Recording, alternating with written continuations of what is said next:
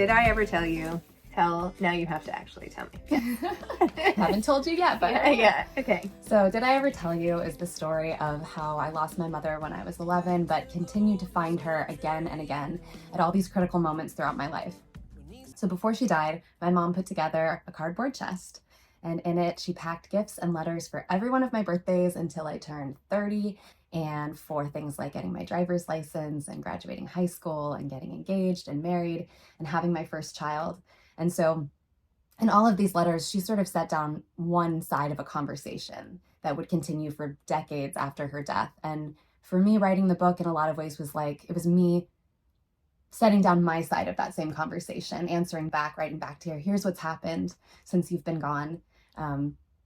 And so it's a book it's about family and memory and love and loss, but I think more than anything to me, it's about how we can hold and honor our parents' legacies while still carving our own paths forward in the future and finding out who we are and who we're meant to be. Oh, first of all, I'm so sorry that you lost your mom at 11.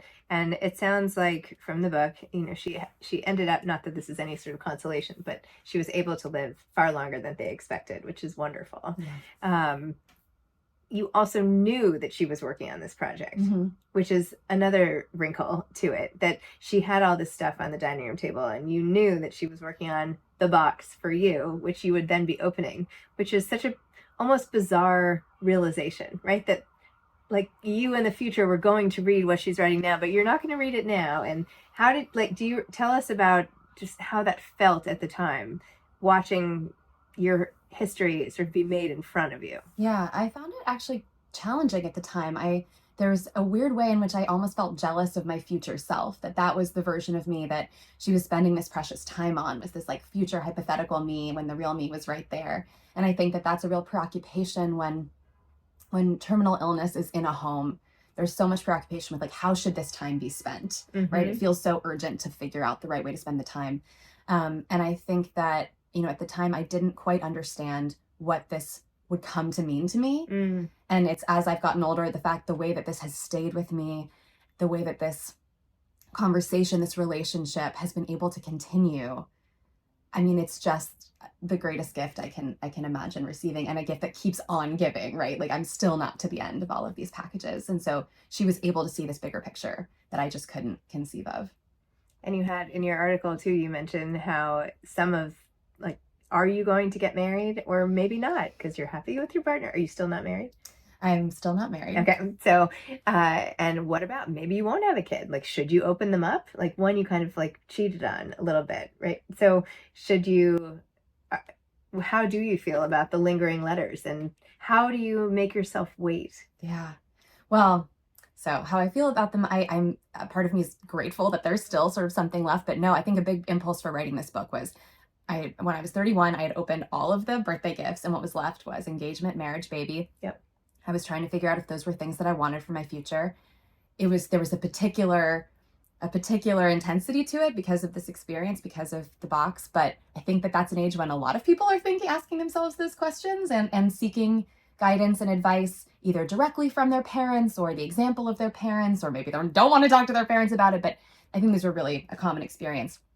For me, I felt like to answer those questions, I needed to go back through all of my mom's letters and all of the things that she had taught me about the kind of woman that she was and the kind of woman that I wanted to be. And that's really sort of where the inspiration came from.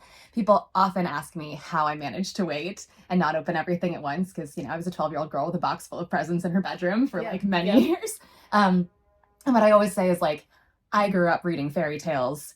Like, I know what happens if you don't, follow the rules of something that is clearly, the box is the closest thing to real magic that I can really imagine. And so it's like, you just don't, you follow the fairy tale rules, and it just seemed logical. Oh my gosh. Wait, talk for a minute about growing up and your love of reading. We were just chatting about that. Oh yeah. Books were always hugely, hugely important to me.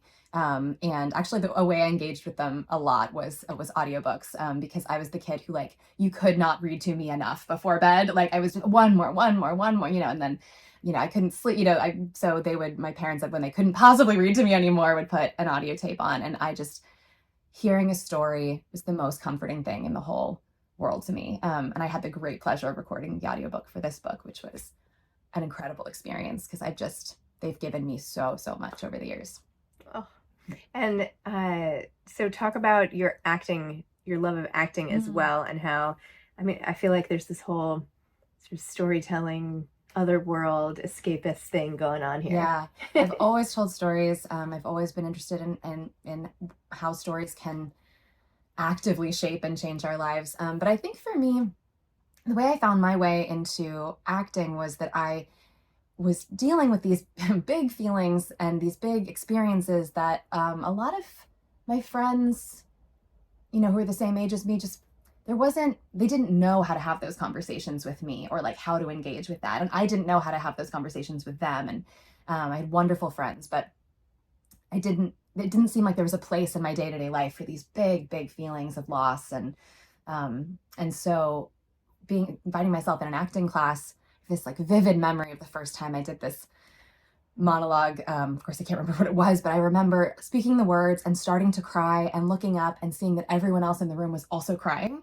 and that I was able, through someone else's words, to create an environment where we could share emotion together, and we could hold that space together in a way that I hadn't figured out how to do in real life. And I was like, this is, again, the word magic. This is magic. And so I've always acted, and then I became a playwright, and then now my first book, which is a whole other dream. Oh my gosh! So is that how you met Samantha Hyde? Because we have her in common as well. Yes, absolutely. Yeah. We went to UC Berkeley together, and we were in the theater department there. Oh my gosh! So Samantha Hyde was in my husband Kyle's movie Wildflower, and I've gotten to know her well through that and different press events and stuff, and she's great. Yeah, she's great. It's so funny. From actor to playwright, talk about that. Yeah, so I think that writing has always been my way that I make sense of my experiences. And the first play that I wrote was after something that happened that is in the book, and I won't spoil it because it happens quite deep into the book. But I went through another big emotional, tumultuous event in my life about 10 years after my mom died. I was in college, and I was really struggling to make sense of it. Yep. And so I wrote a pretty autobiographical play where I was studying with this amazing playwright, Philip Gatanda at UC Berkeley. And I wrote this play that was, trying to put language around something that there is no language for. And I was interested in that, in the limits of language, in the unreliability of memory. And I found that to be such a satisfying experience, to be able to put that down, to be able to put other people into those roles and ask them to tell my story back to me in some ways. It was very healing. It was very cathartic. So then I knew I wanted to do more of that. And so when it came time to go to graduate school, I chose to go to Brown/Trinity Rep because they're one of the only MFA acting programs of that caliber that allow and encourage actors to take playwriting classes. So I was able to take playwriting all 3 years with this wonderful playwright called Deborah Salem Smith. And I was able to develop that craft alongside my acting, which was great. Wow. I mean, it's a lot. Like, you've gone through a lot, and you've gone through some slowly and some more suddenly. Like, you've had to deal with surprise and also preparation. And when bad things happen, like, not that either one is easy, but that you've had to go through sort of the spectrum of this at a very young age. People say, post-traumatic growth is like such a thing. How do you feel about that? Like, do you believe, like, you've gone through so much, right? Do you have that sort of sensitivity to everything? I would argue, yes, having read your book, you pick up everything, but talk to me about that whole concept and what you think about it. I certainly do believe that, because I know that, in the wake of this sort of, later tragic event in my life, that this extraordinary thing happened for me, which is my whole childhood was really ruled by a deep, deep homesickness and fear of leaving home because I was always, afraid that my mother would die. I knew that would happen at some point, and I was afraid of missing out on time with her, or that if I went away from home that she might die while I was gone.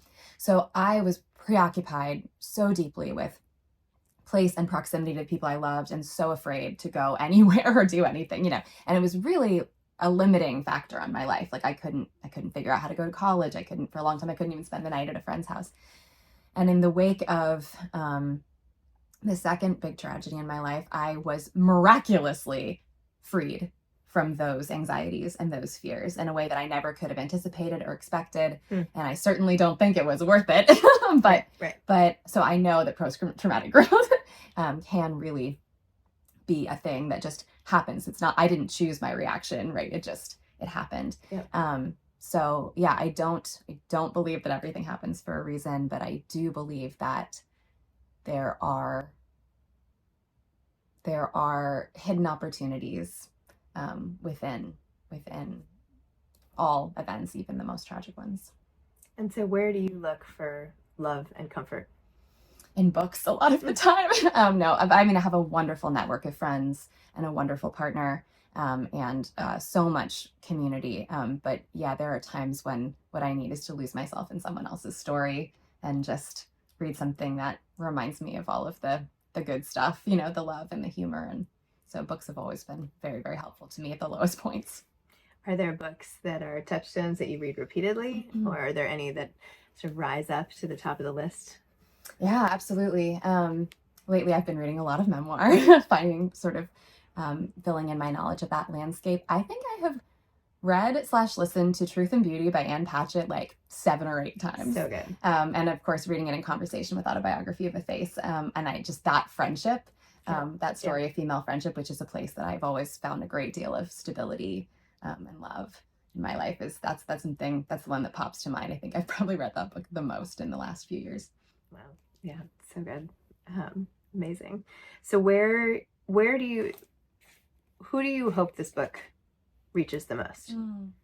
I hope that one group is, I hope that people who have had the experience of being a child of a terminally ill parent see themselves, see a version of their experience reflected in this story. It's something that, for one reason or another, I haven't seen depicted a whole lot in literature.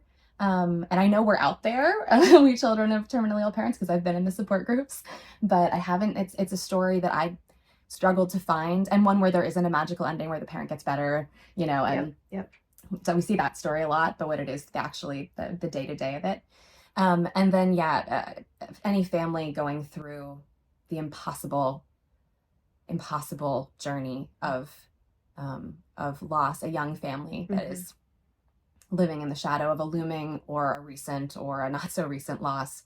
I hope that there's some comfort, some hope, or just some thread of shared experience that this book can offer. And it's not a roadmap. This is not the way to handle terminal illness or grief. This is one way that one family coped with our impossible situation. Did you see the movie Our Friend with Jason Segel? No. You should see that. It was so, not to just keep plugging projects, my friends and family, but this was my brother who produced this movie.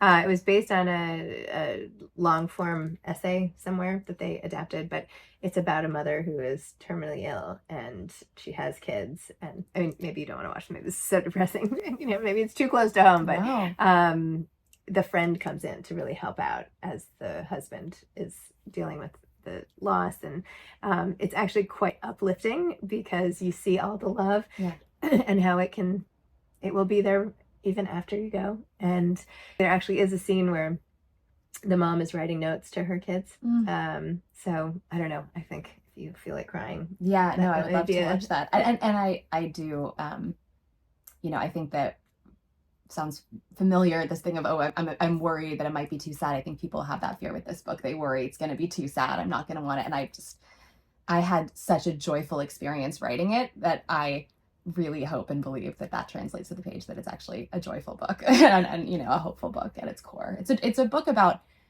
everyone doing a really good job in a really tough set of circumstances. Like, I think this is a book about people at their best. People behave so well in my story, which is, remarkable. It's such a gift. Well, I feel like it's also a celebration of your mom. Yeah.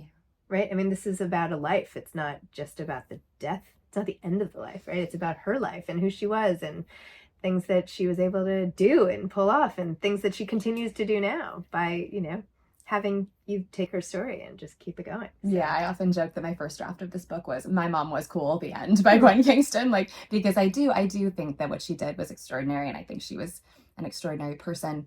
And I believe that if she had lived longer, that she would have had another chapter, another act to her life. And I don't know how she would have chosen to spend her time, but I feel like it would have been really cool to watch what she would have done with the last part of her life. And my hope is that this is one way of getting to give her that final act, sharing her with other people. Tell everybody more about her. So my mom, her name was Christina Maillard, and she was a fiercely intelligent, kind of formidable person. She was a real rebel as a kid and in high school, which I was absolutely not. She didn't graduate high school. Instead, she went backpacking around. She went on an archaeological expedition in Europe, followed a boyfriend there, skipped out instead of going to her high school graduation, and then somehow ended up going to business school and becoming an entrepreneur. And she had all of these interesting chapters to her life. She was always interested in public service. She's founded a nonprofit in her 20s called Gray Bears that still exists in Santa Cruz that provides free produce to senior citizens who are struggling financially. So she had all of these different interests and all of these different things. She was a challenging person. She had some hard edges and high standards. And I think that my brother and I got the softest sides of her. We got her softness, her love, her warmth in a way that a lot of people, I think, didn't. So yeah, she was a complex, challenging, interesting woman. And my huge gratitude to her with this project is that she really allowed us to know her as a person and not just as our mom. I mean, we were too young to have those conversations when she was alive. And so she offered us the gift of, if we wanted to know more about her, that was there. And it was more than just the box. It was asking friends of hers to be resources. There's this great experience where I reached out to, when I was writing the book, I reached out to that old boyfriend of hers who she went to Europe with. And I never met him. And within hours, he emailed me back saying, "Oh yeah, your mom said before she died, if you ever came asking, I should tell you anything you wanted to know." Oh. So the gift of not just trying to show us, not trying to remain this perfect image of some angelic, mother figure, but saying no, if you want to know me, you can know all of it, the darkness and the challenging stuff and the rough edges. How do other people who know her, I know the book hasn't even come out, but it will have come out by the time this airs. Have you shown it to other people in her orbit, friends, family, everybody? Yeah. No, it was really important to me to do that because, again, this community, her siblings, her friends, people who lived through this story with us have been such an enormous support for me and my family through this whole journey. And those relationships are so important to me. And so I really hope that this book would feel joyful to everyone, and not feel intrusive or, anything. So I was trying to be very transparent with everyone throughout the process, and everyone has just been so supportive and excited. Was there anything you had to take out? Did you show any early drafts to anybody? Or I showed early drafts to a lot of folks, and yeah, no one asked me to. Oh, my brother. So my brother's my favorite person. My partner, my favorite people. We're very, very close. I sent it to him. He was sort of the most important person that I wanted, because he's in so much of this story. And I think his note was he was like, "I would like the record to show that I also had to take piano lessons." That's his one note. It was "Was it just you?" It's okay, great. I'll put that in there. So funny. It's funny the things that people find the most important to. I know. Yeah. I mean, he was joking, but it was pretty funny. Yeah. It's so great. Oh my gosh. What projects do you want to accomplish? When you think about the next 10 years or something? Great question. Well, I'm working on another play right now. So going back to my theater roots, I miss being in a rehearsal room so much. So I'm very excited for that. I would love to write another book one day when it's not my first book. I would love to write a book when I'm not learning how to write a book while I'm writing it. Yeah. Though I'm sure it will be, its own unique challenge. But I think those are the two things I would like to do. I'd like to keep developing my craft, basically. And how was it writing this book and teaching yourself as you went? Oh my gosh, it was incredible. I mean, I tried to read every wonderful memoir that I could get my hands on that people would recommend to me. I felt like I spent years kind of it's like I was still, and I was a wall of books was moving through me, just trying to absorb, trying to educate myself. And then just, I mean, it's just hours in the chair, just spending the time. I actually loved it. I felt so purposeful and so certain that this was what I was meant to be doing at this particular moment in my life. That's a blessing. Yeah, it is. It's very cool and rare to have that feeling. Did you have a deadline? Like, I know you sold, well, talk about selling it to Modern Love, the essay. That's also a huge deal. Yeah. Congratulations. Oh, thank you. Yeah. I started working on the book first. I was feeling around in the dark, thinking this might be a book length project. And then I really, almost as an exercise for myself, I was taking some writing classes, and as like an exercise, I wrote what became this essay, which was the kind of the miniature version of the story, the beginning, middle, end. What is the scope? What are its boundaries? What is the the central dramatic question? And that became this essay that then I was able to publish in Modern Love, which was so wonderful because, suddenly my inbox was filled with all of these messages from folks who had gone through sometimes something similar, sometimes something quite different, but people of all different ages, genders, backgrounds seemed to be able to see something of their experience in it and then share their experience back with me, which was such an honor and a gift. So that was so meaningful to me. And then through that piece, I was able to find my way to my wonderful agent, Brittany Bloom, with the book group, who is she's amazing. And then she helped me to put together a book proposal, and we were able to sell the book on proposal to Mary Sue Rucci Books. And so I did have a deadline. I had basically from that moment on, I had about a year to write it, and deadlines are very helpful. I agree. Very motivating. But I had begun that process already and found my rhythm and my writing routine, and I would have written it even if no one had wanted to buy it. I had to write it. That's great. Oh my gosh. Do you have advice for aspiring memoirists? I think it's about that. What is that one burning story that you must tell, and kind of, as I just said, that you must write whether or not anyone else wants to buy it or wants to read it. You have to write it. And then you hope that it's of use, or that it makes someone feel less alone. Even if that's just one reader, there's probably one person out there who needs to read it, who it might help. Do you have one gift that you wish your mom had left you? Like, is there something you're hoping to open, or some piece of advice, some event that happened that you're like, oh, if only I had a letter for this? I think there were times like that throughout my life, things that she couldn't have anticipated, that were challenging, where I thought, oh gosh, I wish I could find out what she would have said about this.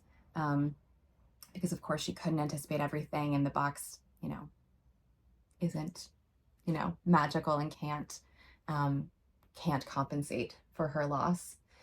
But no, now I feel like the gift was the whole experience of the box, knowing that deeply and that consistently that you have been loved and thought of, and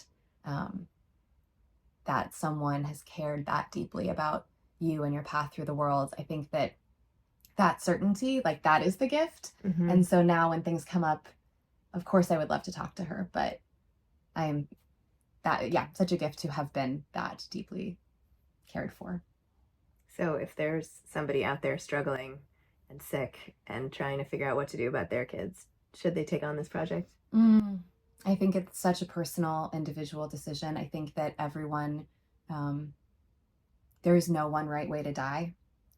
And if they take one thing from the book, it would be my belief that honesty and communication in families and with children about death and illness are so important, and it's so much better to be open than to try to protect the kids by hiding things from them. I do believe that, but I don't think there's any one right path through that. It's just everyone has to figure out how to walk it, and hopefully you have the kind of extraordinary communities around you that I did to help, but there's no one right way.